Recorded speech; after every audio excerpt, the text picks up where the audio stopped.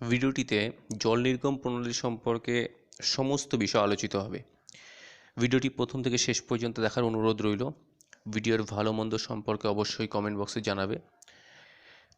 জল নির্গম প্রণালী আলোচনা করার আগে প্রথমে আমরা জল নির্গম প্রণালী কী সেটা একটু জেনে নেব বা জেনে নেওয়ার চেষ্টা করব।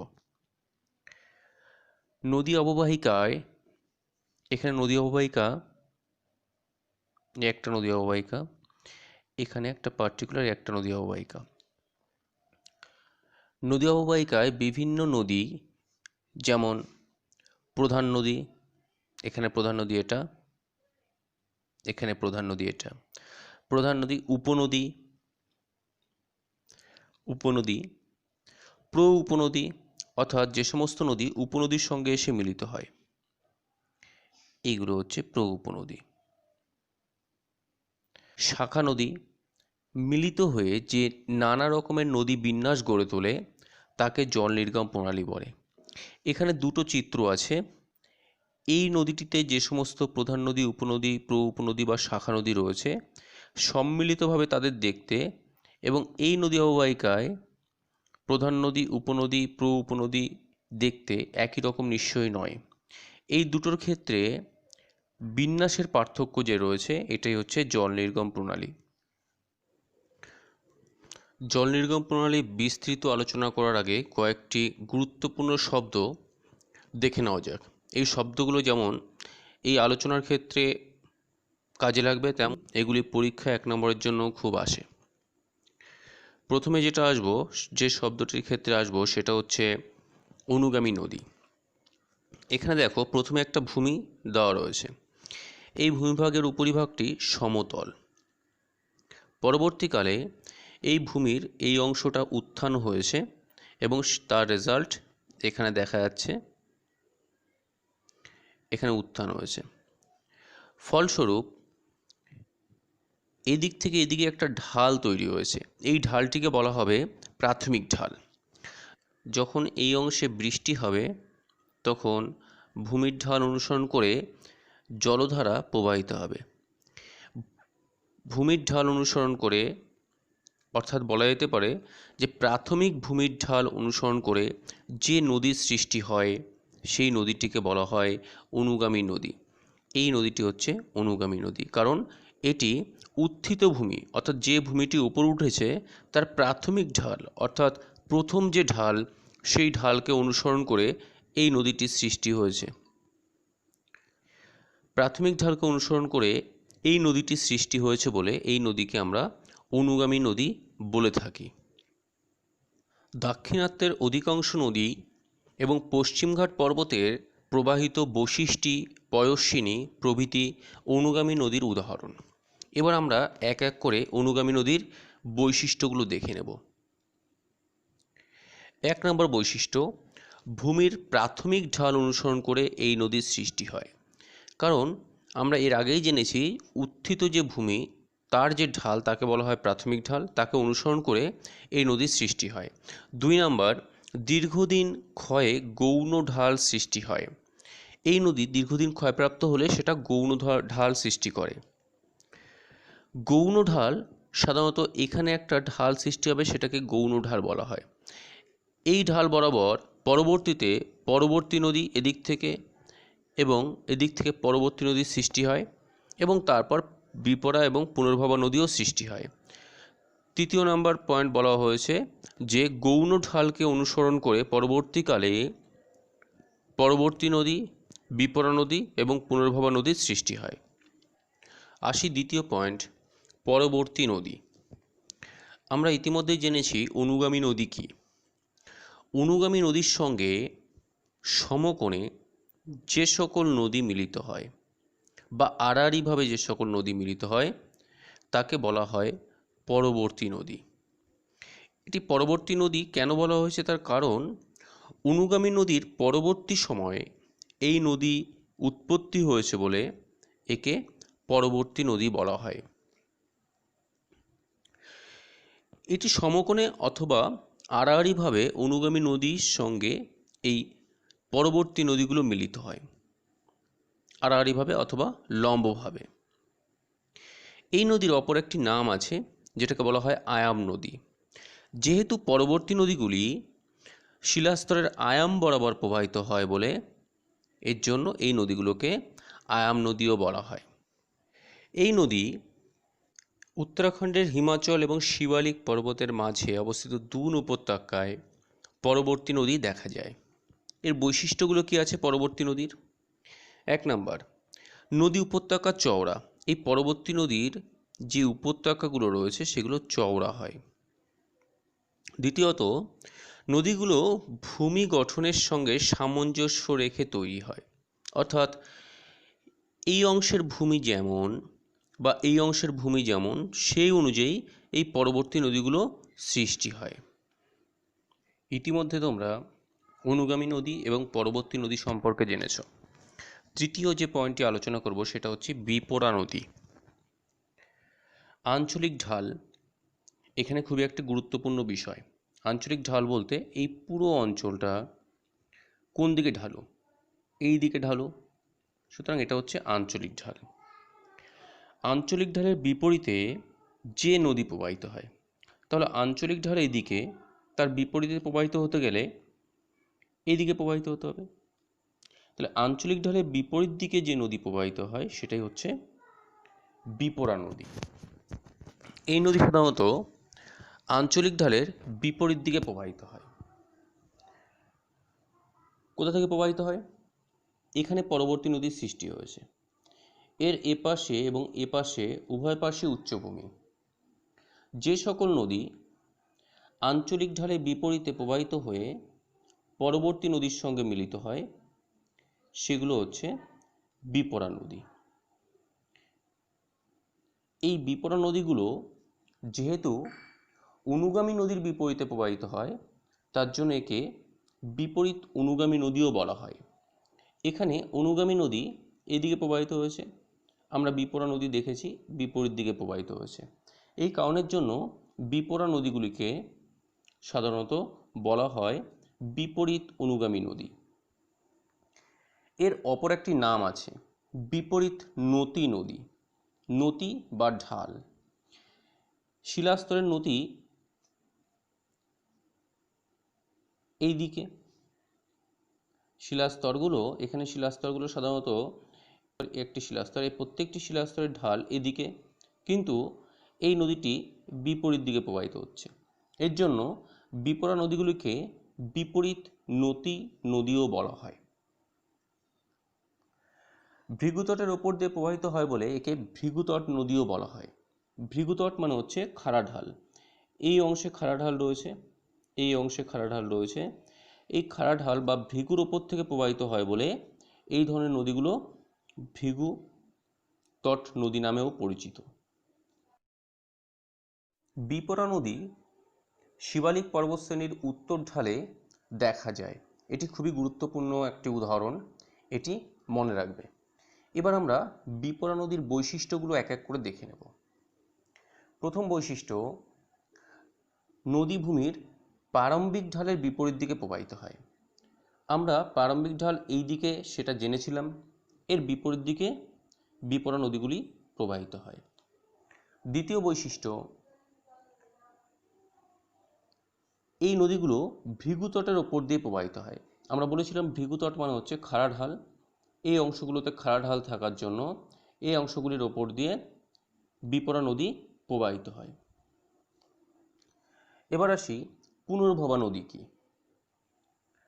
পুনর্ভবা নদী যে নদী শিলাস্তরের নতি বরাবর প্রবাহিত হয়।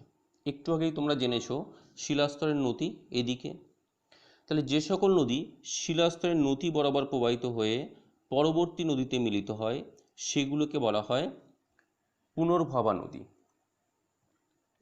যেহেতু এগুলি অনুগামী নদী যেদিকে প্রবাহিত হচ্ছে সেই দিকেও প্রবাহিত হয়, এই কারণে এদেরকে গৌণ অনুগামী নদীও বলা হয় বা অপ্রধান অনুগামী নদী বলা হয়। যেহেতু এই নদীগুলি শিলাস্তরের নতির দিকে প্রবাহিত হয় এই কারণের জন্য এই পুনর্ভবা নদীগুলোকে বলা হয় নতি নদী। এবার আমরা দেখে নেব পুনর্ভবা নদীর বৈশিষ্ট্যগুলো কি কি। 1 নম্বর বৈশিষ্ট্য, পুনর্ভবা নদীগুলি শিলাস্তরের নতি বরাবর প্রবাহিত হয় বা নদীর দিকে প্রবাহিত হয়। দ্বিতীয়ত, শিলাস্তরের বা ওই অঞ্চলের প্রারম্ভিক ঢালের দিকে প্রবাহিত হয়। তৃতীয়ত বলা যায় যে এই নদীগুলো অনুগামী নদীর সমান্তরালে বা অনুগামী নদীর দিকে প্রবাহিত হয়। এবার আমরা বিভিন্ন জল নির্গম প্রণালী নিয়ে আলোচনা করব। তার মধ্যে প্রথম যেটি আলোচনা করব, বৃক্ষরূপী জল নির্গম প্রণালী। গ্রিক শব্দ ডেনড্রন কথাটি অর্থ ট্রি বা গাছ, যা থেকে ডেনড্রিটিক কথাটি এসছে, অর্থাৎ বৃক্ষরূপী জল নির্গম প্রণালী কথাটি এসছে। জল নির্গম প্রণালী সম্পর্কে আমরা আগেই জেনেছি। সেখানে আমরা প্রধান নদী উপনদীর কথাও জেনেছি। যে নদীতে প্রধান নদীর সঙ্গে উপনদীগুলি অথবা উপনদীর সঙ্গে প্র উপনদীগুলি পরস্পর সূক্ষ্ম কোণে মিলিত হয়, অর্থাৎ এখানে যে কোণটি রয়েছে বা এখানে কোণ রয়েছে, অথবা দেখা যাচ্ছে যে প্রধান নদীর সঙ্গে উপনদীগুলির যে কোণ রয়েছে, এটা উপনদী, এই কোণটি, এই কোণগুলো সূক্ষ্ম কোণ হবে, অর্থাৎ 90 ডিগ্রি থেকে যদি কম হয়, এবং এই সমস্ত নদী অর্থাৎ প্রধান নদী, উপনদী এবং প্র উপনদী, অর্থাৎ উপনদীগুলো সমস্ত কিছু দেখতে যদি বৃক্ষের বা গাছের ডালের মতো হয়, এই দিকে যে ছবিটি রয়েছে এই গাছের ডালপালার মতো হয়, পত্রহীন বা পাতাহীন, তবে তাকে বৃক্ষরূপী জল নির্গম প্রণালী বলা হয়।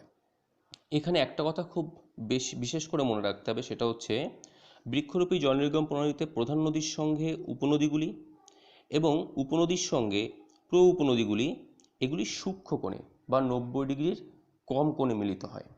এই কথাটি অবশ্যই মনে রাখতে হবে। এই জল নির্গম প্রণালী কোথায় দেখা যায়?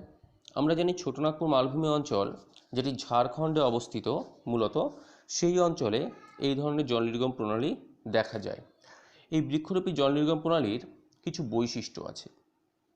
এবার বৈশিষ্ট্যগুলো আমরা এক এক করে দেখে নেব। 1 নম্বর বৈশিষ্ট্য, সরল প্রকৃতির একমুখী ঢালের ওপর গড়ে ওঠে। সরল প্রকৃতির হবে এবং একমুখী ঢাল, যে ঢাল এই নিচের যে ছবিটি রয়েছে এটির ঢাল একমুখী বা একটা নির্দিষ্ট দিকে ঢাল রয়েছে, একমুখী ঢালের ওপর এবং সরল প্রকৃতির ঢালের ওপরে এই ধরনের নদী নকশা গড়ে ওঠে। কিছুটা এলোমেলোভাবে উপনদীগুলির সৃষ্টি হয়, এটি 2 নম্বর বৈশিষ্ট্য। উপনদীগুলি কিছুটা এলোমেলোভাবে, এটা প্রধান নদী, এই উপনদীগুলো কিছুটা এলোমেলোভাবে প্রবাহিত হয়ে প্রধান নদীর সঙ্গে মিলিত হয়। 3 নম্বর বৈশিষ্ট্য, নদীগুলি পরস্পরের সঙ্গে সূক্ষ্ম কোণ উৎপন্ন করে, অর্থাৎ প্রধান নদীর সঙ্গে উপনদীগুলো সূক্ষ্ম কোণ উৎপন্ন করবে, বা না উপনদীর সঙ্গে তার যে উপনদী রয়েছে সেগুলোও সূক্ষ্ম কোণ উৎপন্ন করবে, অথবা 90 ডিগ্রির কম কোণ উৎপন্ন করবে। 4 নম্বর বৈশিষ্ট্য বলা হয়েছে, নদীগুলোকে একত্রে পাতাহীন বৃক্ষের মতো, এই নদীগুলোকে একত্রে মনে হচ্ছে পাতা নেই এরকম একটি গাছের ডালপালার মতো মনে হচ্ছে, এরকম মনে হবে। নিয়ন্ত্রক কিন্তু পরীক্ষায় খুব আসে, প্রত্যেকটি জল নির্গম প্রণালীর নিয়ন্ত্রক খুব ভালো করে পড়বে। প্রথম নিয়ন্ত্রক, মৃদু ঢালযুক্ত অথবা অনুভূমিকভাবে বিস্তৃত শিলাস্তরের ওপরে বা পাললিক শিলাস্তরের ওপরে এই ধরনের জল নির্গম প্রণালী দেখা যায়। এটা অনুভূমিকভাবে বিস্তৃত একটি শিলাস্তর এবং এটি হচ্ছে মৃদু ঢালযুক্ত একটি শিলাস্তর। মৃদু ঢালযুক্ত মানে হচ্ছে খুব কম ঢাল থাকবে, খুবই কম। এই ধরনের পাললিক শিলাস্তরের ওপরে এটা গড়ে ওঠে। পাললিক শিলাস্তর বলতে এই নিচের একটি স্তর, এই নিচের স্তর, এগুলো পরস্পর পলি দ্বারা গঠিত হবে। দ্বিতীয়ত, দারণ বা ফাটলহীন নিরেট আগ্নেয় অথবা রূপান্তরিত শিলায় অনুভূমিক শিলাস্তরের ওপর। 2 নম্বর নিয়ন্ত্রক, দারণ ও ফাটলহীন নিরেট আগ্নেয় ও রূপান্তরিত অনুভূমিক শিলাস্তরের ওপর গড়ে উঠবে। দারণ বা ফাটল, অর্থাৎ এই ধরনের শিলাস্তরের ওপরে কোনো দারণ থাকবে না, এই দারণ মানে হচ্ছে ফাটল, এরকম ফাটল থাকবে না, নিরেট থাকবে, অর্থাৎ কোনো রকম দারণ থাকবে না এবং সেটা অনুভূমিকভাবে বিস্তৃত হবে, তবে সেখানে গড়ে উঠবে। শিলার গ্রথন, প্রবেশ্যতা, কাঠিন্যতা এবং ক্ষয় প্রতিরোধ ক্ষমতা সর্বত্র একই রকম যদি হয়, যে শিলাস্তরের ওপর দিয়ে নদী প্রবাহিত হবে সেই শিলাস্তরের গ্রথন, প্রবেশ্যতা, কাঠি প্রতিরোধ ক্ষমতা, এই বৈশিষ্ট্য সর্বত্র সমান থাকবে, অর্থাৎ সমধর্মী শিলা হবে। সেই ধরনের শিলার ওপরে বৃক্ষরূপী জল নির্গম প্রণালী গড়ে উঠবে। বৃক্ষরূপী জল নির্গম প্রণালী মূলত দুই প্রকারের হয়। এক হচ্ছে উপবৃক্ষরূপী, দুই পিনেট বা চুনট। উপবৃক্ষরূপী জল নির্গম প্রণালী, যে বৃক্ষরূপী জল নির্গম প্রণালী একটু লম্বাটে ধরনের হয় অথবা পুরোপুরি বৃক্ষের মতো হয় না, তখন সেটাকে বলা হয় উপবৃক্ষরূপী। যেমন এই চিত্রটিতে এই লম্বা প্রধান নদী রয়েছে এবং উপনদীগুলোর বিস্তার একটা পার্শ্বে বেশি হয়েছে আর একটা পার্শ্বে কম হয়েছে। এই ধরনের অনেকটা বৃক্ষের ন্যায় জল নির্গম প্রণালীগুলোকে উপবৃক্ষরূপী জল নির্গম প্রণালী বলে। সাধারণত স্বল্প নতিযুক্ত অর্থাৎ 10 ডিগ্রি থেকে 20 ডিগ্রি নতিযুক্ত সূক্ষ্ম গ্রথনযুক্ত অঞ্চলে এবং একনত ঢালযুক্ত অঞ্চলে উপবৃক্ষরূপী জল নির্গম প্রণালী গড়ে ওঠে। বৃক্ষরূপী জল নির্গম প্রণালীর আরেকটি গুরুত্বপূর্ণ ভাগ হচ্ছে পিনেট জল নির্গম প্রণালী। এটা পাখির একটি পালক। এই পাখির পালকের এই মাঝখানের দণ্ডটি অক্ষদণ্ড এবং তার চারপাশে খুব দৃঢ়ভাবে সন্নিবিষ্ট বা গায়ে গায়ে লেগে রয়েছে এরকম রোঁয়া রয়েছে। পাখির পালক আমরা প্রত্যেকেই দেখেছি, এরকম বৈশিষ্ট্য পাখির পালকে দেখা যায়। যদি কোনো নদী নকশায় দেখা যায় যে প্রধান নদীর চারপাশে উপনদীগুলো খুব ক্ষুদ্র ক্ষুদ্র হবে এবং ঘন সন্নিবিষ্ট বা খুব কাছাকাছি অবস্থান করবে, তখন সেই ধরনের জল নির্গম প্রণালী দেখতে অনেকটি পাখির পালকের ন্যায় হয় বলে একে পাখির পালকের ন্যায় বা পিনেট বা চুনট জল নির্গম প্রণালী বলা হয়। হিমালয় পর্বতের দক্ষিণ ঢালের তরাই ভূমির ওপর এই ধরনের নদী নকশা দেখা যায়। এর বৈশিষ্ট্যগুলো এক এক করে দেখে নেব। 1 নম্বর বৈশিষ্ট্য, এটি বৃক্ষরূপী জল নির্গম প্রণালীর একটি ভাগ। 2 নম্বর বৈশিষ্ট্য, এই নদীতে অসংখ্য উপনদী থাকে, অসংখ্য উপনদী থাকবে। 3 নম্বর বৈশিষ্ট্য, উপনদীগুলো খুব কাছাকাছি অবস্থান করবে বা গা ঘেঁষে থাকবে, যেরকম পাখির পালকের রোঁয়া যেরকম রয়েছে ঠিক সেই রকমভাবে। উপনদীগুলো সূক্ষ্ম কোণে মিলিত হবে, এটি 4 নম্বর বৈশিষ্ট্য। উপনদীগুলো অবশ্যই খুব ছোট হবে, বড় হবে না এবং প্রায় প্রত্যেকটি উপনদী পরস্পর সমান্তরালভাবে অবস্থান করবে। এবার দেখে নেব নিয়ন্ত্রক কী কী আছে। কোন ধরনের ভূগঠনযুক্ত অঞ্চলে চুনট বা পিনেট জল নির্গম প্রণালী গড়ে ওঠে। যে সমস্ত অঞ্চলে ভূনির্মস্ত বা যে অঞ্চলের মৃত্তিকা বা ভূমি শিলাস্তর কঠিন নয় অর্থাৎ কোমল শিলাস্তর থাকবে, সেখানে চুনট জল নির্গম প্রণালী বা পিনেট জল নির্গম প্রণালী গড়ে উঠবে। এ অঞ্চলে ভূমি দুর্বল বা কোমল হওয়ার জন্য এখানে অল্প জলে ক্ষুদ্র ক্ষুদ্র জলধারা রূপে নদীর সৃষ্টি হয়, যার জন্য এখানে চুনট বা পিনেট সদৃশ জল নির্গম প্রণালী গড়ে ওঠে। সমান্তরাল জল নির্গম প্রণালী, কোনো নদী অববাহিকায় নদীগুলি পরস্পরের সঙ্গে সমান্তরালভাবে প্রবাহিত হলে তবে তাকে সমান্তরাল জল নির্গম প্রণালী বলে। হাজারিবাগ মালভূমির খাড়া প্রান্তদেশে, বিন্ধ্য ভৃগু ঢালে এবং পশ্চিম উপকূলের তটভূমিতে এই ধরনের জল নির্গম প্রণালী দেখা যায়। সমান্তরাল জল নির্গম প্রণালীর বৈশিষ্ট্যগুলো কি? মাঝারি এবং খাড়া ঢাল, এই ঢালটি মাঝারি প্রকৃতির। এছাড়া যদি খাড়া ঢাল হয় তবে সেখানে সমান্তরাল জল নির্গম প্রণালী গড়ে উঠবে। 2 নম্বর, সোজা পথে প্রবাহিত হয় নদীগুলি, গতিপথে তেমন বাঁক থাকে না। দেখো নদীগুলো সোজা পথে প্রবাহিত হয়েছে, প্রায় সোজা পথে, গতিপথে সাধারণত কোনো বাঁক থাকে না। তার কারণ হচ্ছে এটি খাড়া ঢালের উপর থেকে প্রবাহিত হয়। নদীগুলি পরস্পরের সঙ্গে সমান্তরাল হয়, একটি নদী অপর নদীর সঙ্গে পরস্পর সমান্তরাল হবে। মূল নদীগুলি এবং উপনদীগুলির সংখ্যা কম হবে, দৈর্ঘ্য খুব বেশি হয় না। এখানে যে মূল নদী রয়েছে এর সংখ্যাগুলি কম হয় এবং উপনদীর সংখ্যা এখানে কম, এর দৈর্ঘ্য খুব একটা বেশি হবে না। এবার আসি নিয়ন্ত্রক সম্পর্কে। সমান্তরাল চ্যুতি গঠিত অঞ্চলে, এখানে ফাটলযুক্ত অঞ্চল, এই চ্যুতিগুলি পরস্পর সমান্তরাল।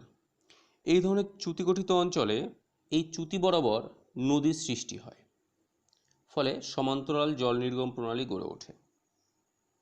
কঠিন ও কোমল শিলাস্তর যদি সমান্তরালভাবে ভূপৃষ্ঠে উন্মুক্ত থাকে, এখানে এই কালারটি হচ্ছে কঠিন শিলা এবং এই অংশটি হচ্ছে কোমল শিলা।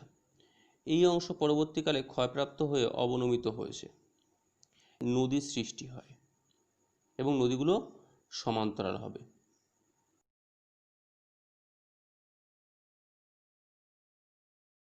তৃতীয় নম্বর বৈশিষ্ট্য, মালভূমির খাড়া ঢালে। যদি কোনো মালভূমি থাকে তার খাড়া ঢালে এই ধরনের জল নির্গম প্রণালী গড়ে ওঠে। 4 নম্বর বৈশিষ্ট্য, একনত অথবা সমনত ভাঁজে। এখানে একনত ভাঁজ, এটি ভাঁজ সম্পর্কে তোমরা একাদশ শ্রেণীতে পড়েছ। একনত ভাঁজে স্থানীয়ভাবে বাঁকের সৃষ্টি হয় এবং কিছুটা ঢালের সৃষ্টি হয়। এই ঢাল বরাবর একাধিক নদীর সৃষ্টি হয় এবং সমান্তরাল জল নির্গম প্রণালী গড়ে ওঠে। জাফরিরূপী নদী নকশা। ট্রেলিস কথার অর্থ গাছে ওঠার ক্ষেত্রে সাহায্যকারী কোনো দণ্ড বা জাফরি। কোনো নদী অববাহিকায় প্রধান নদী বা অনুগামী নদীর সঙ্গে পরবর্তী নদী বা উপনদী এবং পরবর্তী নদী বা উপনদীর সঙ্গে পুনর্ভবা নদী বা বিপরা নদী যদি সমকোণে মিলিত হয়, তবে সেটাকে বলা হয় জাফরিরূপী নদী নকশা। আরাবল্লী পর্বতের পশ্চিম ঢালে, আসামের কাছাড় এলাকা, দাক্ষিণাত্য মালভূমি, অ্যাপ্যালেশিয়ান পার্বত্য অঞ্চলে এবং জুরা পর্বতে জাফরিরূপী নদী নকশা দেখা যায়। বৈশিষ্ট্য, এই ধরনের নদী নকশা পুরোপুরি ভূতাত্ত্বিক গঠন দ্বারা নিয়ন্ত্রিত, অর্থাৎ ভূমির অভ্যন্তরে বা ভূপৃষ্ঠের অভ্যন্তরে যে ভূমির গঠন তার উপর সম্পূর্ণভাবে নিয়ন্ত্রিত হয়। নদীগুলো পরস্পর সমকোণে ছেদ করে, একটা নদী একটা নদী পরস্পর সমকোণে ছেদ করবে, এই নদীর সঙ্গে এই নদীর সমকোণে ছেদ করবে, এই নদীর সঙ্গে এই নদীর সমকোণে ছেদ করবে। তৃতীয় বৈশিষ্ট্য, নদীগুলিকে দেখতে ঝিল্লির মতো লাগবে। এখানে যদি সমস্ত জায়গায় জাফরিরূপী নদী নকশা গঠিত হয়, তবে আলটিমেটলি সেটা একটা ঝিল্লির মতো মনে হবে। জাফরিরূপী নদী নকশার নিয়ন্ত্রকগুলো কী সেটা আমরা দেখে নেব। প্রথম নিয়ন্ত্রক, পরপর কঠিন ও কোমল শিলা গঠিত সমোন্নতি গঠনযুক্ত অঞ্চলে, পরপর কঠিন এবং কোমল শিলা, এটা কোমল শিলা, এটা কোমল শিলা গঠিত অঞ্চল, এটা কঠিন এবং এটাও কঠিন। এই পরপর কঠিন এবং কোমল শিলা গঠিত অঞ্চল, সেটা যদি সমানভাবে নত থাকে, সেরকম ভূমিতে জাফরিরূপী নদী নকশা সৃষ্টি হয়। এই ভূমিতে কিভাবে জাফরিরূপী নদী নকশার সৃষ্টি হলো সেটা একটু দেখে নিই। এটা প্রধান নদী বা অনুগামী নদী, এর সঙ্গে এগুলো হচ্ছে পরবর্তী নদী, তার সঙ্গে এটা পুনর্ভবা নদী, আর এটা হচ্ছে বিপরা নদী। এগুলো পরস্পর সমকোণে মিলিত হয়ে জাফরিরূপী নদী নকশার সৃষ্টি করেছে। পরের নিয়ন্ত্রক হচ্ছে বৃহৎ ভাঁজের প্রান্তদেশ। একটা বড় ভাঁজ, তোমরা একাদশ শ্রেণীতে ভাঁজ পড়েছ, একটা বড় ভাঁজের প্রান্তদেশ বা একদম কিনারা অঞ্চলে এই ধরনের নদী নকশার সৃষ্টি হয়। তৃতীয় নিয়ন্ত্রক বা একটি গুরুত্বপূর্ণ নিয়ন্ত্রক হচ্ছে পরস্পর লম্বভাবে ছেদকারী ফাটলযুক্ত অঞ্চলে এই ধরনের নদী নকশা দেখা যায়। এই ভূমিতে অসংখ্য ফাটল রয়েছে, একটা ফাটল তার সঙ্গে আরেকটা ফাটল এই লম্বভাবে ছেদ করেছে, এই ফাটলটি লম্বভাবে ছেদ করেছে, এর সঙ্গে আবার এই ফাটল লম্বভাবে ছেদ করেছে। এরকম পরস্পর লম্বভাবে ছেদকারী ফাটলযুক্ত অঞ্চলে জাফরিরূপী নদী নকশার সৃষ্টি হয়। কিভাবে সৃষ্টি হয় একটু দেখে নেব। প্রধান ফাটল বরাবর অনুগামী নদীর সৃষ্টি হলো, তার সঙ্গে এই ফাটল বরাবর পরবর্তী নদীর সৃষ্টি হলো, এই বরাবর বিপরা নদীর সৃষ্টি হলো। এইভাবে জাফরিরূপী নদী নকশার সৃষ্টি হয়।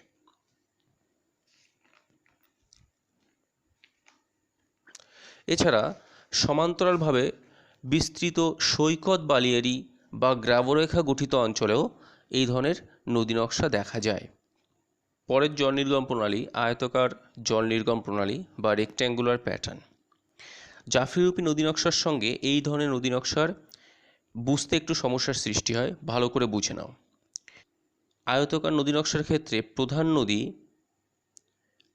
বা উপনদী যদি সমকোণে বাঁক নেয়, অর্থাৎ এই প্রধান নদী সমকোণে বাঁক নিয়েছে বা উপনদী এখানে সমকোণে বাঁক নিয়েছে, এই অংশটায় সমকোণে বাঁক নিয়েছে বা এই অংশটায় সমকোণে বাঁক নিয়েছে, যখন প্রধান নদী বা উপনদী সমকোণে বাঁক নিয়ে প্রবাহিত হয় তখন সেটাকে বলা হয় আয়তাকার জল নির্গম প্রণালী। এটি কোথায় দেখা যায়? আরাবল্লী পর্বতের পশ্চিম অংশে দাক্ষিণাত্য মালভূমি অঞ্চলের নদীগুলোতে এবং নরওয়ের উপকূলে আয়তাকার জল নির্গম প্রণালী দেখা যায়। আয়তাকার জল নির্গম প্রণালীর বৈশিষ্ট্যগুলো কী কী? 1 নম্বর বৈশিষ্ট্য, প্রধান নদী বা উপনদীগুলি সমকোণে বাঁক নেয়। আমরা দেখেছি এটা উপনদী সমকোণে বাঁক নিয়েছে, এটা প্রধান নদী সমকোণে বাঁক নিয়েছে, এটা উপনদী সমকোণে বাঁক নিয়েছে, সমকোণে বাঁক নিয়ে প্রবাহিত হবে। 2 নম্বর, কখনো কখনো উপনদীগুলি সূক্ষ্মকোণ বা স্থূল কোণে প্রধান নদীর সঙ্গে মিলিত হতে পারে, এটা ব্যতিক্রমধর্মী। উপনদীগুলো কখনো কখনো সূক্ষ্মকোণে বা স্থূল কোণে মিলিত হয়। কোন কোন ভূগঠনযুক্ত অঞ্চলে বা এর নিয়ন্ত্রকগুলো কী কী সেটা সম্পর্কে আমরা একটু আলোচনা করে নেব। প্রথম নিয়ন্ত্রক হচ্ছে সমকোণে ছেদকারী ফাটল বা চ্যুতি গঠিত অঞ্চলে দেখা যায়। আমরা আগেই দেখেছি জাফরিরূপী নদী নকশার ক্ষেত্রেও এরকম দেখেছি, আয়তাকার নদী নকশার ক্ষেত্রেও সমকোণে ছেদকারী। যদি দেখা যায় পরস্পর সমকোণে ছেদকারী দারণ বা ফাটল রয়েছে, সেই অঞ্চলে কিভাবে আয়তাকার নদী নকশার সৃষ্টি হয় সেটা একটু দেখে নেব। দেখা যাচ্ছে প্রধান নদী এরকমভাবে সৃষ্টি হয়েছে, তাহলে এই অংশে সমকোণে বাঁক নিয়েছে, অথবা উপনদীগুলি এখান থেকে সৃষ্টি হয়ে এরকমভাবে এসছে, তার মানে এই অংশে সমকোণে বাঁক নিয়েছে, বা এই উপনদী এখান থেকে সৃষ্টি হয়ে এভাবে গেছে সমকোণে বাঁক নিয়েছে। এইভাবে আয়তাকার নদী নকশার সৃষ্টি হয়। দ্বিতীয়ত, গ্রানাইট এবং বেলে পাথরে খুব বেশি পরিমাণ ফাটল থাকায় আয়তাকার নদী নকশা এখানে দেখা যায়। জাফরিরূপী নদীর সঙ্গে আয়তাকার নদীর ক্ষেত্রে মূল পার্থক্য কী?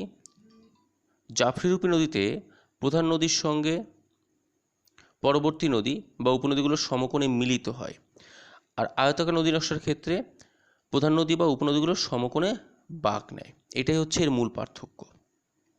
এবার আসি অঙ্গুরীয়কার জল নির্গম প্রণালী। একে ইংরেজিতে অ্যানুলার প্যাটার্নও বলা হয়। গম্বুজাকৃতি ভূমিতে প্রাথমিক অবস্থায় অনুগামী নদীর সৃষ্টি হয়। পরবর্তী পর্যায়ে যে পরবর্তী নদীবিন্যাস গড়ে ওঠে সেগুলিকে দেখতে একত্রে প্রায় বৃত্তের মতো। এইগুলো হচ্ছে পরবর্তী নদী, আর এই 4টে হচ্ছে এখানে অনুগামী নদী। অনুগামী নদীর সৃষ্টি হওয়ার পর যে পরবর্তী নদীর সৃষ্টি হয়, সেই পরবর্তী নদীগুলো একত্রে বৃত্তের মতো বা আংটির মতো দেখতে হয়। এর জন্য এগুলোকে অঙ্গুরীয়াকার জল নির্গম প্রণালী বলে। এর ইংরেজি নাম অ্যানুলার প্যাটার্ন। কিভাবে গড়ে ওঠে সেটা আমরা পরবর্তীতে আলোচনা করব। সাধারণত এই ধরনের জল নির্গম প্রণালী দেখা যায় আমেরিকা যুক্তরাষ্ট্রের ব্ল্যাক হিল পাহাড় ও হেনরি পাহাড়ে। এই ধরনের জল নির্গম প্রণালী দেখা যায়। এর বৈশিষ্ট্যগুলি হলো, পর্যায়ক্রমে কঠিন ও কোমল শিলাগঠিত গম্বুজে এই ধরনের জল নির্গম প্রণালী দেখা যায়। এই গম্বুজের ভেতরে যদি প্রস্থচ্ছেদ করা হয় তাহলে দেখা যাবে যে বাইরের দিকটা এই অংশটা কঠিন শিলা, তার নিচের এই অংশটা কোমল শিলা, তার নিচে কঠিন শিলা। এই গম্বুজ যদি পরস্পর কঠিন এবং কোমল শিলা গঠিত হয় সেই গম্বুজে এই ধরনের জল নির্গম প্রণালী দেখা যায়। দ্বিতীয় বৈশিষ্ট্য, উপনদীগুলি গম্বুজের গা বেয়ে অনুভূমিকভাবে অগ্রসর হয়। এটা গম্বুজ। প্রথমে এখানে অনুগামী নদীর সৃষ্টি হয়েছিল গম্বুজের ঢাল বেয়ে।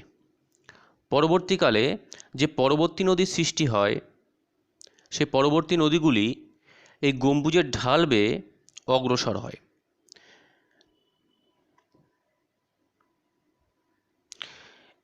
3 নম্বর বৈশিষ্ট্য, এই ধরনের জল নির্গম প্রণালীতে নদী গ্রাসের ঘটনা ঘটে, অর্থাৎ একটি নদী অপর নদীর সঙ্গে মিলিত হয়।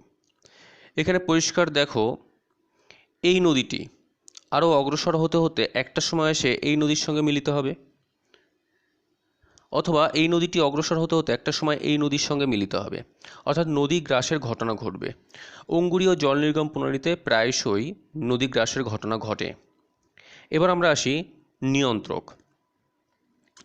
কোন ধরনের ভূগঠনযুক্ত অঞ্চলে এই ধরনের জল নির্গম প্রণালী দেখা যায়? অর্থাৎ গম্বুজাকৃত ভূমির উপরিভাগ কঠিন শিলা এবং তার নিচে কোমল শিলা, তার নিচে কঠিন শিলা, এরকমভাবে যদি গম্বুজ গঠিত হয় সেখানে এই জল নির্গম প্রণালী গড়ে ওঠে। কীভাবে গড়ে ওঠে? প্রথম অবস্থায় এই গম্বুজের গা বেয়ে অনুগামী নদীর সৃষ্টি হয়। অনুগামী নদীর সৃষ্টি হচ্ছে গম্বুজের উপরিভাগে থাকা কঠিন শিলাস্তরের ওপর। যখন কঠিন শিলাস্তর ক্ষয়প্রাপ্ত হচ্ছে, তার নিচে কোমল শিলাস্তর প্রকাশ পাচ্ছে, সেই সময় এই অনুগামী নদীর সঙ্গে পরবর্তী নদীর উৎপত্তি হয়। এই পরবর্তী নদীগুলি গম্বুজের গা বেয়ে অনুভূমিকভাবে অগ্রসর হতে থাকে এবং তখন গম্বুজের যেহেতু চারিদিকেই ওপাশেও নদীর সৃষ্টি হয়েছে, সেই সময় গম্বুজের উপরিভাগ থেকে যদি দেখা যায় তবে এই পুরো নদী ব্যবস্থাটাকে দেখতে বলয়ের আকৃতি হয়। অর্থাৎ উপরিভাগ থেকে দেখলে এই অংশটা গম্বুজের মস্তক দেশ বা উপরিভাগ, সেখান থেকে যেহেতু চারপাশে নদী বিন্যাস গড়ে উঠেছে, সেই নদীগুলোকে একত্রে এইরূপ বলয়ের আকৃতি দেখায়। এটাই হচ্ছে অঙ্গুরীয় জল নির্গম প্রণালী। পরবর্তী জল নির্গম প্রণালী কেন্দ্র বিমুখ জল নির্গম প্রণালী। কোনো গম্বুজাকৃতি পাহাড়ে, যেমন এখানে গম্বুজ আছে, এই গম্বুজাকৃতি পাহাড়ের যখন বৃষ্টি হবে তখন গম্বুজের ঢাল বেয়ে অনেকগুলো নদীর সৃষ্টি হবে, যে নদীগুলি গম্বুজের ঢাল বেয়ে বিভিন্ন দিকে প্রবাহিত হবে। যেহেতু একটা নির্দিষ্ট কেন্দ্র, অর্থাৎ এই উপরিভাগের কেন্দ্রের চারপাশ থেকে চারিদিকে বিস্তৃত হচ্ছে নদীগুলি, এর জন্য এই নদীগুলিকে বলা হচ্ছে কেন্দ্র বিমুখ নদী নকশা।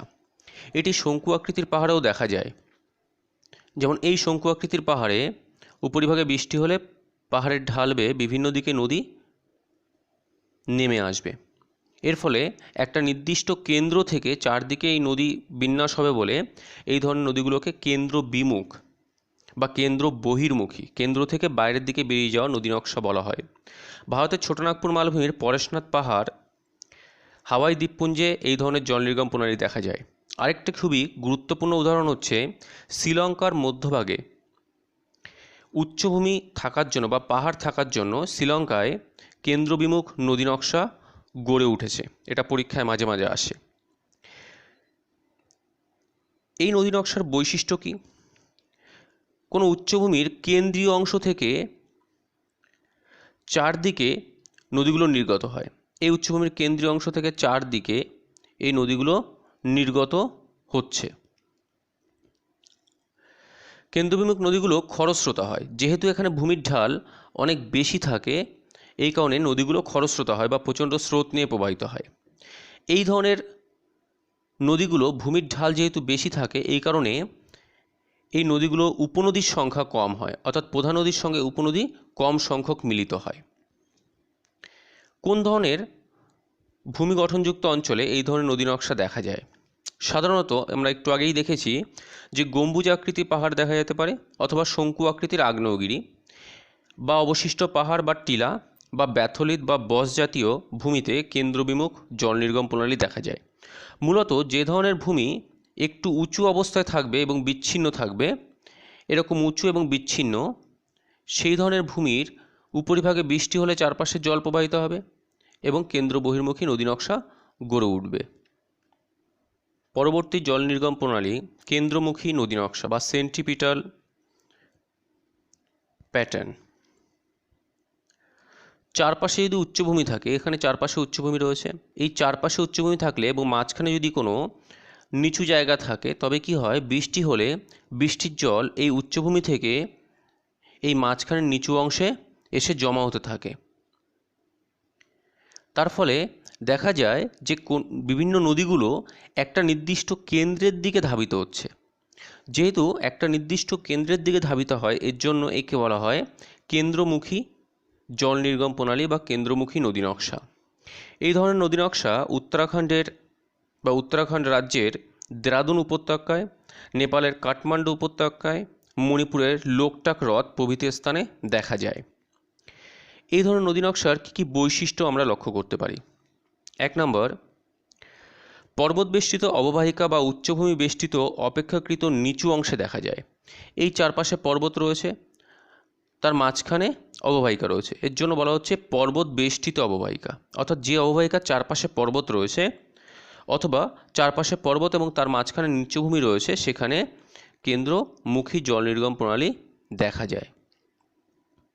দ্বিতীয় বৈশিষ্ট্য, এই নদীগুলো অপেক্ষাকৃত ক্ষুদ্র হয়। যেহেতু অববাহিকা এবং পর্বতের দূরত্ব খুব বেশি হয় না, এই কারণে নদীগুলোর দৈর্ঘ্য ছোট হয় বা ক্ষুদ্র হয়। তৃতীয় বৈশিষ্ট্য, মধ্যবর্তী অববাহিকায় হ্রদের সৃষ্টি হয়। চারপাশ থেকে পর্বতের ওপর থেকে নদী, ছোট ছোট নদী এসে যদি নিচু জায়গায় জল বয়ে নিয়ে আসে, সেই জল জমে এই মাঝখানে হ্রদের সৃষ্টি হয়। চতুর্থ বৈশিষ্ট্য হচ্ছে, অধিকাংশ নদী অন্তর্বাহিনী প্রকৃতির। অন্তর্বাহিনী প্রকৃতির মানে হচ্ছে এই নদীগুলো সাগর বা অন্য কোনো বড় নদীতে মিলিত হয় না। যেহেতু এই নদীগুলোর উৎপত্তি পার্শ্ববর্তী উচ্চভূমি এবং এই নদীগুলো এই অববাহিকা এসে শেষ হয়ে যায়, এর জন্য এই নদীগুলি অন্তর্বাহিনী নদী। এবার দেখি কেন্দ্রমুখী জল নির্গম প্রণালীর নিয়ন্ত্রকগুলি কি কি আছে। চারপাশে উচ্চভূমি দ্বারা ঘেরা অববাহিকা। এখানে যেমন ছবিতে রয়েছে, চারপাশে উচ্চভূমি রয়েছে, তার মাঝখানে অববাহিকা রয়েছে। এই ধরনের অববাহিকায় কেন্দ্রমুখী জল নির্গম প্রণালী দেখা যায়। দ্বিতীয় গুরুত্বপূর্ণ বৈশিষ্ট্য, ক্যালডেরা বা জ্বালামুখের চারিদিকে। এখানে একটা জ্বালামুখের চিত্র রয়েছে, এই মাঝখানে জ্বালামুখ হ্রদ রয়েছে। এখানে চারপাশ থেকে নদী এসে এই জ্বালামুখের হ্রদে মিলিত হয়। তার জন্য বলা হচ্ছে ক্যালডেরা বা জ্বালামুখের চারপাশে। মরুভূমিতে যে হ্রদ সৃষ্টি হয়, সেই হ্রদগুলোকে প্লায়া বলা হয়। সেই প্লায়া হ্রদে পার্শ্ববর্তী অঞ্চল থেকে নদী এসে বা ছোট ছোট জলধারা এসে মিলিত হয়। 4 নম্বর বৈশিষ্ট্য, দুটি ভাঁজের ঊর্ধ্বভঙ্গের মাঝে অধোভঙ্গে। একটা ভাঁজের চিত্র, এইটি এবং এটি হচ্ছে ঊর্ধ্বভঙ্গ এবং এর মাঝখানে এটা হচ্ছে অধোভঙ্গ, এটা নিচু জায়গা। তাহলে ঊর্ধ্বভঙ্গ থেকে নদী সৃষ্টি হয়ে এই অধোভঙ্গে এসে সেই নদীগুলো নেমে আসে। ফলস্বরূপ কী হয়, এখানে কেন্দ্রমুখী জল নির্গম প্রণালী গড়ে ওঠে। পরের জল নির্গম প্রণালীটি হচ্ছে বর্ষি বা আকশিরূপী নদী নকশা। এটি খুবই গুরুত্বপূর্ণ, ভালো করে বুঝে দেখো। এটা বোঝার আগে প্রথমত আমরা দেখি যে সমকোণ কি। এই কোণটা হচ্ছে সমকোণ। সূক্ষ্মকোণ বলতে বোঝায় যে 90 ডিগ্রি কম কোণ। যদি কোনো নদীর সঙ্গে তার উপনদী 90 ডিগ্রির বেশি কোণ উৎপন্ন করে বা স্থূল কোণে মিলিত হয়, তবে সেটাকে বলা হয় আকশিরূপী বা বর্ষিবাগ নদী নকশা। এখানে মূল কথা হচ্ছে, প্রধান নদীর সঙ্গে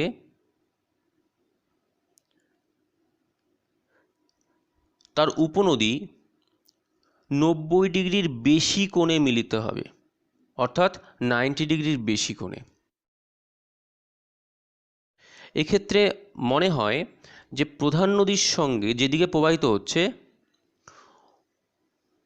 উপনদীগুলি তার বিপরীত দিকে প্রবাহিত হয়ে মিলিত হয়। এই ধরনের নদী নকশাকে আকশিরূপী নদী নকশা বলে। এটি সাধারণত দেখা যায় গোদাবরীর উপনদী ইন্দ্রাবতী নদীতে। এই বর্ষির মতো বা আকশির মতো বাঁক নিয়ে ইন্দ্রাবতী নদী গোদাবরীর সঙ্গে মিলিত হয়েছে। কোন ধরনের ভূগঠনযুক্ত অঞ্চলে এটি দেখা যেতে পারে? সাধারণত ভূ আলোড়নের ফলে নদী অববাহিকার শিলাস্তরের নতির স্থানীয় পরিবর্তন ঘটলে এই ধরনের জল নির্গম প্রণালী দেখা যায়। দ্বিতীয় গুরুত্বপূর্ণ নিয়ন্ত্রক হচ্ছে, নদী গ্রাসের ফলে মূল নদীর প্রবাহপথ পরিবর্তন হলে এই ধরনের জল নির্গম প্রণালী গড়ে ওঠে। পরের জল নির্গম প্রণালী বিনুনিরূপী নদী নকশা বা ব্রেইডেড প্যাটার্ন। যখন মূল নদী বিভিন্ন শাখা প্রশাখায় বিভক্ত হয়, এটি মূল নদী। এই মূল নদী বিভিন্ন শাখা প্রশাখায় বিভক্ত হচ্ছে, একটি শাখা বিভক্ত হচ্ছে। বিভক্ত হয়ে যাওয়ার পর এই মাঝখানে চড়া বা দ্বীপের সৃষ্টি করছে। পরবর্তী পর্যায়ে এই মূল নদীগুলি যে বিভক্ত হয়েছিল, সেগুলো পুনরায় আবার মিলিত হচ্ছে। এর ফলে যে নদী নকশা সৃষ্টি হয়, তখন সেগুলিকে বিনুনির মতো লাগে। এর জন্য একে বিনুনিরূপী বা ব্রেইডেড প্যাটার্ন বলা হয়। উত্তরবঙ্গের তিস্তা নদী, মহানদী প্রভৃতি নদী পর্বত পাদদেশে এই ধরনের নদী নকশা দেখা যায়। এছাড়া বদ্বীপ অঞ্চলেও এই ধরনের নদী নকশা দেখা যায়। এখানে যে চিত্রটি আছে এটি বদ্বীপ অঞ্চলের বিনিরূপী নদী নকশা। পর্বতের পাদদেশে যেখানে নদী হঠাৎ করে পর্বতের ঢাল অতিক্রম করে আসে, তখন ভূমির ঢাল কমে যাওয়ার জন্য নদী অনেক সঞ্চয় করে। এই ধরনের স্থানে বিনিরূপী নদী নকশা দেখা যায়। এর পরের জল নির্গম প্রণালীর নাম হেরিংবোন নদী নকশা। যখন মূল নদীর সঙ্গে, এটা মূল নদী,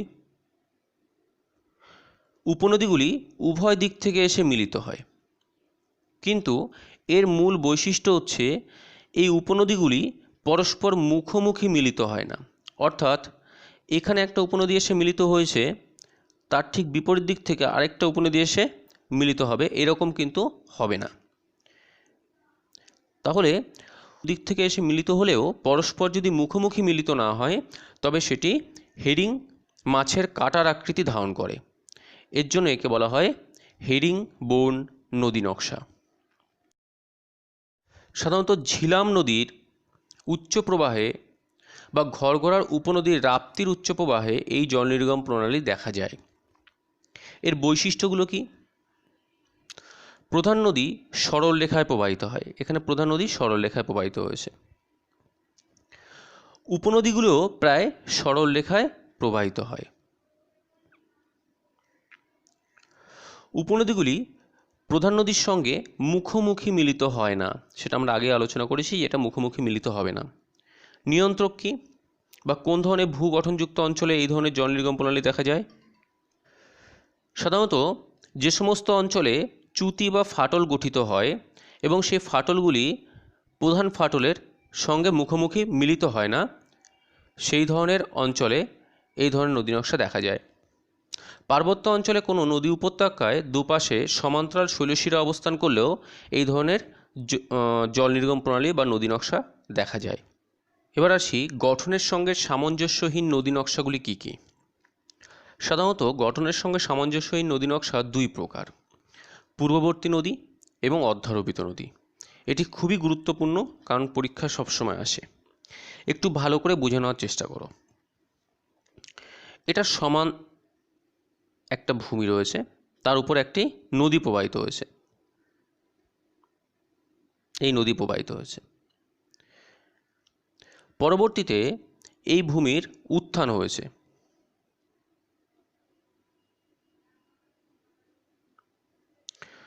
যেহেতু উত্থান খুব ধীর গতিতে হয়েছে, সেই কারণে যেটুকু উত্থান হয়েছে এই অংশে নদী সেটুকুকে কেটে নিচের দিকে বসে গেছে। অর্থাৎ আগের যেরকমভাবে নদী প্রবাহিত হতো সেরকম নদী এখানেও প্রবাহিত হচ্ছে। যেহেতু ভূমির উত্থান এখানে ধীর হয়েছে, সেজন্য নদী ওই ধীর যেটুকু উপরে উঠেছে সেটুকু অংশকে ধীরে ধীরে কেটে নিচে বসে গেছে। পরবর্তী পর্যায়ে ভূমির উত্থান আরও বেশি হয়েছে, কিন্তু সেই নদী যেটুকু ধীরে ধীরে উত্থান হয়েছিল সেটুকু কেটে বসে গেছে। ফলস্বরূপ ওই নদীর দুপাশে ভূমি অনেক উচ্চতা হয়ে অবস্থান করছে, অনেক উঁচু হয়ে অবস্থান করছে, কিন্তু নদী অনেক গভীরভাবে নিচের দিকে কেটে বসে গেছে। এই ধরনের নদীকে বলা হয় পূর্ববর্তী নদী। সুতরাং বলা যেতে পারে ভূমির উত্থানের সঙ্গে সামঞ্জস্য রেখে যে নদী প্রবাহিত হয় সেটি পূর্ববর্তী নদী বলে। যেমন সিন্ধু, ব্রহ্মপুত্র, তিস্তা বা শতদ্রু প্রভৃতি। সিন্ধু, ব্রহ্মপুত্র, তিস্তা বা শতদ্রু এটি কয়েক হাজার মিটার উচ্চতাযুক্ত হিমালয় পর্বত, তার ওপাশ থেকে এই পাশ পর্যন্ত বিস্তৃত। যদি এই ভূমিটি বা হিমালয় পর্বত প্রথম থেকে থাকতো তাহলে এই নদী হিমালয় পর্বতের ওই পার থেকে বা উত্তর অংশ থেকে দক্ষিণ অংশ পর্যন্ত আসতে পারতো না। ওই নদী পূর্ববর্তী সময় ছিল ওখানে, তারপরে হিমালয় পর্বতের ধীরে ধীরে উত্থান হওয়ার জন্য ওই নদী কেটে নিচের দিকে বসে গেছে এবং পূর্ববর্তী নদীর সৃষ্টি করেছে। এর বৈশিষ্ট্যগুলো কী কী? অববাহিকার ভূগঠনকে অনুসরণ করে মূল নদী প্রবাহিত হয় না। এখানের যে নদী অববাহিকা রয়েছে প্রবাহিত হওয়ার কথা এই উঁচু জায়গা থেকে নিচু জায়গা বা এই উঁচু জায়গা থেকে নিচু জায়গা, কিন্তু নদী এই উচ্চভূমির উভয় প্রান্ত থেকে বা উভয় পাশে প্রবাহিত হচ্ছে। এ কারণে বলা হচ্ছে যে ভূগঠনকে অনুসরণ করে এই নদী প্রবাহিত হয় না।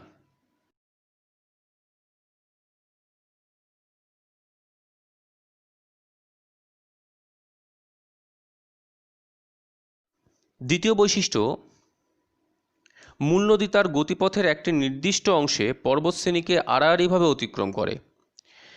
এটা একটা পর্বতশ্রেণী, এই পর্বতশ্রেণীর এই নির্দিষ্ট অংশে নদী পর্বতকে আড়াআড়িভাবে অতিক্রম করেছে।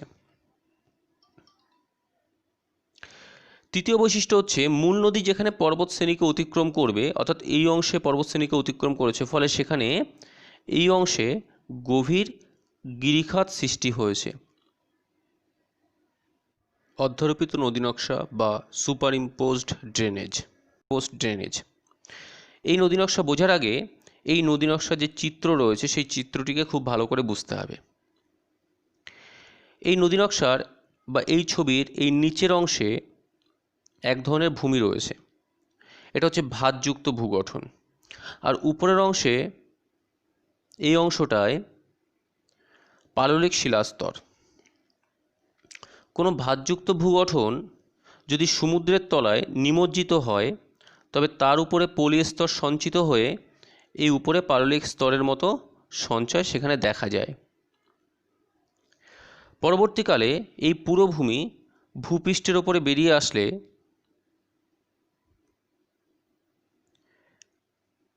পাললিক শিলাস্তরের উপরে প্রথমে নদীর সৃষ্টি হবে। পাললিক শিলাস্তরের উপর নদীর সৃষ্টি হয়েছে। পরবর্তী সময় পাললিক শিলাস্তরের ওপর নদী সৃষ্টি হলে সেই নদী ক্ষয়কার্য করতে করতে একটা সময় গিয়ে উপরে পাললিক শিলাস্তরকে সম্পূর্ণভাবে বা প্রায় সম্পূর্ণভাবে ক্ষয় করবে এবং সেই নদীটি গিয়ে পৌঁছবে নিচের ভাঁজযুক্ত ভূগঠনের ওপর। যেহেতু নদী প্রথমে সৃষ্টি হয়েছিল পাললিক শিলাস্তরের ওপরে এবং এখন এসে উপস্থিত হয়েছে ভাঁজযুক্ত গঠনের ওপরে, কিন্তু নদী প্রবাহিত হচ্ছে পাললিক শিলাস্তরের ওপরে যেভাবে নদী সৃষ্টি হয়েছিল, ভাঁজযুক্ত গঠনের ওপরে আসার পরেও নদী ঠিক সেভাবেই প্রবাহিত হচ্ছে। এ কারণে অধ্যারোপিত নদীর ক্ষেত্রে বলা হয়, কোনো একটি নির্দিষ্ট গঠনযুক্ত শিলাস্তর ব্যবস্থা গড়ে ওঠার পর পরবর্তীতে ওই শিলাস্তর ক্ষয়প্রাপ্ত হয়ে তার নিচে অবস্থিত ভিন্ন গঠন, এখানে ভাঁজযুক্ত গঠন, ভিন্ন গঠনযুক্ত শিলাস্তরের ওপর নদী ব্যবস্থা অধ্যারোপিত হলে বা নদী ব্যবস্থা গিয়ে সেই ভিন্ন গঠনের ওপর গিয়ে পড়লে তাকে বলা হয় অধ্যারোপিত নদী। অন্যভাবে খুব সংক্ষেপে বলা যায় যে কোনো একটা নির্দিষ্ট গঠন, এখানে পাললিক শিলাস্তরের ওপরে নদী সৃষ্টি হয়েছিল, পরবর্তীতে নদী ক্ষয়কার্য করে তার নিচে অবস্থিত ভাঁজযুক্ত গঠনের ওপর সেই নদী অধ্যারোপিত হলে তাকে অধ্যারোপিত নদী বলে। এর উদাহরণ চম্বল, বানস নদী বা সুবর্ণরেখা নদী অধ্যারোপিত নদীর উদাহরণ। বৈশিষ্ট্য, ভূতাত্ত্বিক গঠনকে অনুসরণ করে নদী প্রবাহিত হয় না, অর্থাৎ এখন বর্তমান ভাঁজযুক্ত গঠনের ওপর এই নদী রয়েছে, কিন্তু ভাঁজযুক্ত গঠন অনুসারে এই নদী প্রবাহিত হচ্ছে না। দ্বিতীয় বৈশিষ্ট্য, নতুন যুগের শিলাস্তর অপসারিত হয়ে পুরনো যুগের শিলাস্তর উন্মুক্ত হয়। যেহেতু নতুন যুগের শিলাস্তর এই পাললিক শিলাস্তর উপরের শিলাস্তরটি, এই শিলা অপসারিত হয়ে পুরনো যুগের শিলাস্তর ভূপৃষ্ঠে প্রকাশ পায়। তৃতীয় বৈশিষ্ট্য, নদীগুলি ভিন্ন শিলাস্তরের ওপর অধ্যারোপিত হয়। এখানে নদীগুলো ভিন্ন শিলাস্তর মানে এখানে ভাঁজযুক্ত শিলাস্তরের ওপর নদীগুলো অধ্যারোপিত হয়েছে।